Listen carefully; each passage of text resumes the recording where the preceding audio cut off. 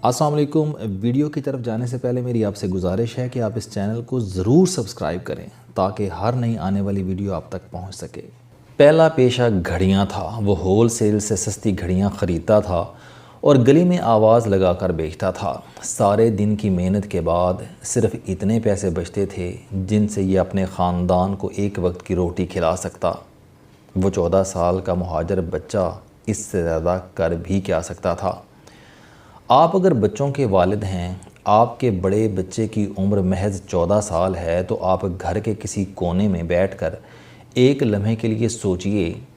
आप जंग की वजह से अपना वतन छोड़ने पर मजबूर हो चुके हैं। नए मुल्क में आपके पास सर छुपाने की जगह है और ना ही अपने ख़ानदान को 2 वक्त खाना खिलाने की हिम्मत। आप दिन रात मेहनत मजदूरी करते हैं। आपके बच्चे मोहल्ले के गंदे और फजूल से स्कूल में पढ़ते हैं। आप एक दिन मजदूरी करते हुए गिर जाते हैं। आपका मालिक आपको उठाकर हस्पताल ले जाता है। आपका मुआयना होता है और डॉक्टर आपको बताते हैं कि आप कैंसर की आखिरी स्टेज पर हैं। आप घबरा जाते हैं, लेकिन ये घबराहट भी आप और आपके ख़ानदान के काम नहीं आती। आप चंद दिन हस्पताल में रहकर दुनिया से रुखसत हो जाते हैं और आपके ख़ानदान का सारा बोझ आपके 14 साल के बच्चे के कंधों पर आ गिरता है। तो ये बेचारा क्या करेगा?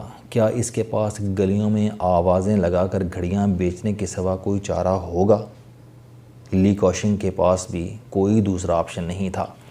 चुनांचे उसने घड़ियों का थैला उठाया और अपना ख़ानदान पालना शुरू कर दिया। ये बाहिम्मत इंसान था और किस्मत हमेशा बाहिम्मत लोगों का साथ देती है। ये चंद माह में घड़ियों के बिज़नेस से प्लास्टिक के कारोबार में आ गया और प्लास्टिक के कारोबार ने इसे देखते ही देखते अरबपति बना दिया। लेकिन ये बहुत बाद की बातें हैं और हम आगे जाने से पहले चंद लम्हों के लिए माजी में जाएंगे, ली कॉशिंग के माजी में। ये 1928 ईस्वी में चीन के शहर शानताओ में पैदा हुआ। जापान ने 1940 में चीन पर चढ़ाई कर दी। ये अपने ख़ानदान के साथ हांगकांग आ गया। ये लोग शुरू में अपने चचा के घर रहे। चचा दौलतमंद और मगरूर था, उसका रवैया इनके साथ ठीक नहीं था। चुनाचे ये लोग बहुत जल्द उसका घर छोड़ने पर मजबूर हो गए। वालिद ने मेहनत मजदूरी शुरू की, लेकिन चंद माह में कैंसर की वजह से इंतकाल कर गया। ख़ानदान की ज़िम्मेदारी ली के कंधों पर आ गई। वो ये ज़िम्मेदारी निभाने लगा। ली कॉशिंग ने घड़ियां बेचने से काम शुरू किया और ये बहुत जल्द प्लास्टिक के कारोबार में आ गया। ये एक तिजारती कंपनी में भर्ती हो गया। ये मेहनत करता गया और तरक्की पाता गया। ये फ़ारिग वक्त में प्लास्टिक बनाने की मशीन चलाता था। ये मशीन चलाता चलाता पूरे यूनिट का काम समझ गया। उसने 1950 में नौकरी छोड़ी। अजीज़ों, रिश्तेदारों और दोस्तों से रकम उधार ली और प्लास्टिक के खिलौने बनाने की छोटी सी फैक्ट्री लगा ली। ये काम चल पड़ा और ये देखते ही देखते करोड़ों में खेलने लगा। अल्लाह ताला ने इसे विजन दे रखा था, लिहाजा उसने इस कामयाबी को छोटा समझा और प्लास्टिक के फूल बनाने का फ़ैसला कर लिया। ये दुनिया में प्लास्टिक के फूलों का बानी था। उसने 1955 में हांगकांग में प्लास्टिक के फूलों की पहली फैक्ट्री लगाई और चंद बरसों में पूरी दुनिया में फूल सप्लाई करने लगा। ली कॉशिंग की कंपनी 1960 ईस्वी तक प्लास्टिक के फूलों की एशिया की सबसे बड़ी कंपनी बन गई। ये कंपनी चल रही थी कि हांगकांग में फसादात शुरू हो गए। अंग्रेज़ ताजर इन फसादात की वजह से हांगकांग से नकल मकानी करने लगे। इस नकल मकानी की वजह से प्रॉपर्टी की कीमतें नीचे आ गईं। ली कॉशिंग समझदार इंसान है। उसने अंदाज़ा लगाया कि ये टर्माइन आर्जी है, हांगकांग बहुत जल्द अपनी पोजीशन पर वापस आ जाएगा। चुनाचे ये मुस्तकबिल को जहन में रख कर रियल स्टेट की फील्ड में आ गया। उसने धड़ाधड़ प्रॉपर्टी ख़रीदना शुरू कर दी। उसने शराकत दारी पर फ्लैट, अपार्टमेंट्स और घर बनाना शुरू कर दिए। ये छोटा सा बिज़नेस आगे चलकर रियल एस्टेट की एशिया की सबसे बड़ी कंपनी बन गया। उसने इस बिज़नेस को चियोंग गोंग प्राइवेट लिमिटेड का नाम दिया और ये कंपनी देखते ही देखते पूरे एशिया में छा गई। ली कॉशिंग ने आने वाले दिनों में ब्रिटिश कंपनी हिट चेसन और 1984 ईस्वी में हांगकांग लाइट कंपनी के मेजर शेयर्स भी खरीद लिए। यूँ उसका कारोबार फैलता चला गया, यहाँ तक कि ये बैंकारी, तामीरात, real estate, plastic, mobile phones, satellite TV, cement, supermarkets, hotels, ट्रांसपोर्टेशंस, airports, steel, internet, بجلی اور انشورنس کی 3 درجن کمپنیوں کا مالک بن گیا۔ اس کا کاروبار دنیا کے 55 ملکوں میں پھیلا ہوا ہے۔ اس کے ملازمین کی تعداد 3 لاکھ ہے اور یہ ہر سال اربوں ڈالر منافع کماتا ہے۔ یہ اس وقت دنیا کا 38واں امیر ترین شخص ہے۔ لی کاشنگ کی عمر اس وقت 97 سال ہے۔ یہ اس عمر میں بھی سب سے پہلے دفتر پہنچتا ہے اور آخر میں گھر واپس آتا ہے۔ یہ ملنے والے ہر شخص کو اپنی کلائی پر بندھی گھڑی دکھاتا ہے اور بڑے فخر سے بتاتا ہے کہ یہ گھڑی میں نے 14 سال کی عمر میں خریدی تھی۔ یہ مجھے وقت کے ساتھ ساتھ میری اوقات بھی بتاتی رہتی ہے۔ لی کاشنگ کا کہنا ہے کہ میں خوش قسمت نہیں تھا، چنانچہ میں نے محنت کو اپنی خوش قسمتی بنا لیا۔ یہ لی کاشنگ کی کہانی تھی، لیکن یہ کہانی ہمارا مقصد نہیں تھا۔ ہمارا مقصد اس کی فلسفی ہے۔ لی کاشنگ نے 1980 میں لی کاشنگ فاؤنڈیشن کی بنیاد رکھی۔ یہ فاؤنڈیشن اب تک فلاح و بہبود پر $1 ارب خرچ کر چکی ہے۔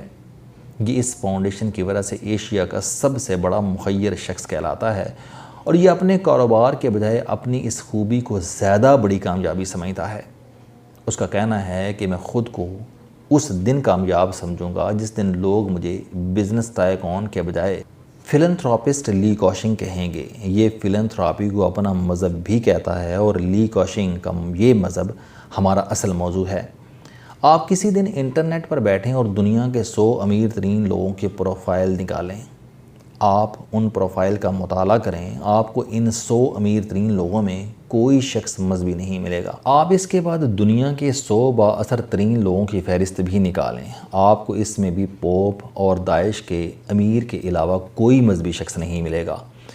آپ اس کے بعد دنیا کے 2000 امیر اور با اثر لوگوں کی فہرست نکالیں، آپ کو ان 2000 لوگوں میں صرف 11 لوگ مذہبی ملیں گے۔ یہ ایک حقیقت تھی اور اب آپ دوسری حقیقت بھی ملاحظہ کیجئے۔ دنیا کے 1979 لوگ فلاح و بہبود کا کام کر رہے ہیں۔ یہ فلاح عامہ کے بڑے بڑے منصوبے چلا رہے ہیں۔ یہ پولیو ویکسین سے لے کر افریقہ کے قحط زدہ علاقوں تک خوراک کا بندوبست کر رہے ہیں۔ یہ لوگ مسجدوں میں جاتے ہیں، چرچوں میں، سیناگوگ میں، مندروں میں اور نہ ہی ٹیمپلز میں۔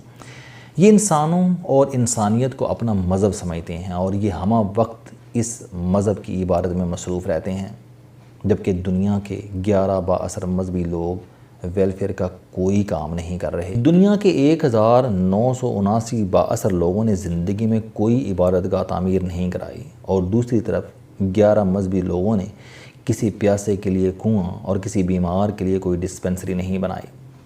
یہ کیا ہے اور یہ کیوں ہے؟ دنیا پچھلے 10 برس سے ان 2 سوالوں کا جواب تلاش کر رہی ہے۔ دنیا جب یہ تلاش کر کے تھک جاتی ہے تو یہ ایک لمبا سانس لیتی ہے اور مسکرا کر کہتی ہے، فلاح و بہبود دنیا کا جدید ترین مذہب ہے۔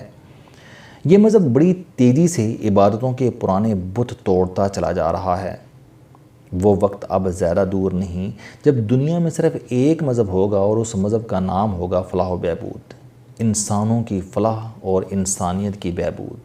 اور لی کاشنگ اور بل گیٹس ایسے لوگ اس مذہب کے دیوتا بھی ہوں گے اور سینٹ بھی۔ میں اس فلسفی سے اتفاق نہیں کرتا۔ میں سمجھتا ہوں کہ مذہب انسان کی ضرورت بھی ہے اور مجبوری بھی۔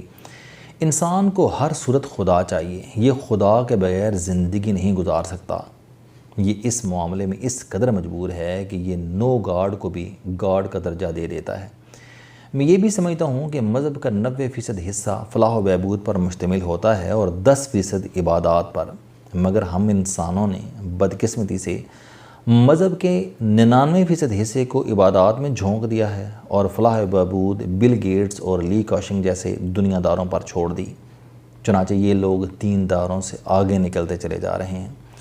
یہ لوگ آج ہم مذہب پرستوں سے بہت آگے ہیں۔ یہ ہمارے مقابلے میں اللہ کے زیادہ نزدیک ہیں، اتنے نزدیک کہ اللہ تعالیٰ ان کے رزق اور عزت دونوں میں اضافہ کرتا چلا جا رہا ہے۔ یہ لوگ زندگی میں کوئی عبادت گاہ نہیں بنا رہے، لیکن یہ اس کے باوجود کامیاب ہیں، جبکہ ہم لوگ عبادت گاہوں پر عبادت گاہیں تعمیر کرتے چلے جا رہے ہیں مگر ہم ناکام ہیں۔ کیوں؟ کیونکہ بے بس انسان دنیا کی سب سے بڑی عبادت گاہ ہوتا ہے اور یہ لوگ اس حقیقت سے واقف ہو چکے ہیں، جبکہ ہم لوگ زندہ عبادت گاہوں کو چھوڑ کر اینٹوں اور پتھروں میں خدا تلاش کر رہے ہیں، اور اس کا نتیجہ یہ نکل رہا ہے کہ لی کاشنگ جیسے لوگوں کا مذہب پھیل رہا ہے اور ہم سکڑتے چلے جا رہے ہیں۔